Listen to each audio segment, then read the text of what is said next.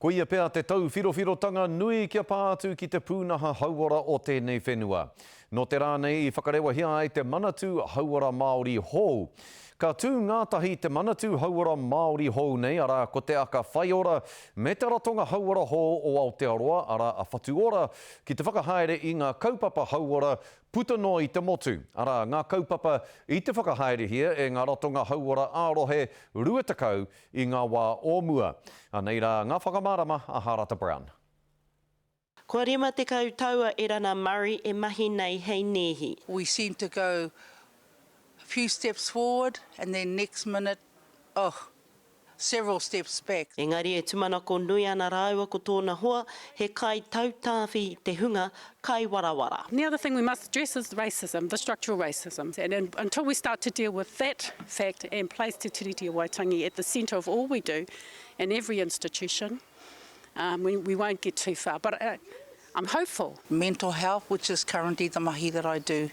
But, we're just hoping that can we move this forward in terms of improving the social status, equity of Māori health and that. When I think of hauora Māori and how by hook or by crook they weren't going near the local doctors. Ki Waitangi nei mānua I ngā manatū hou ara ko te aka whaiora me te whatu ora, a aka whakakorea ko ngā puari hauora.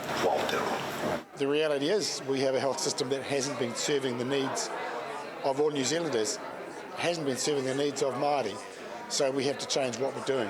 Hoi ata tātou waka. Tua o pai. Kei tō tāua mātauranga Māori, te oranga mō tātou te iwi Māori.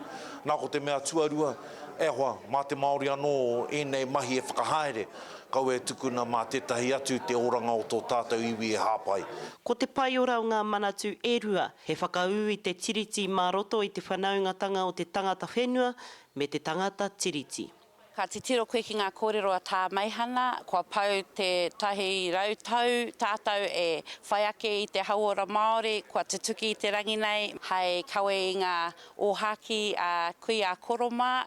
Mā whatu ora e kawe ngā mahi o Iara e mahina e te manatū hauora o te wā me ngā puari hauora. A ko tā te aka whaiora, he tuku pūtea ki ngā kaupapa hauora Māori. Means that Māori can take leadership of health for their people. That's what the system needs. We saw a bit of that with the vaccination program last year with COVID. It made a huge difference. We actually got what was needed. E kore ngā mahi katoa e rereke I tēnei rā engari, ko ia te tātinga o ngā mahi nui kia whakatika I te rāngai hauora kua roa nei e pā kino nei ki te Māori. Harata Brown, Te Karere.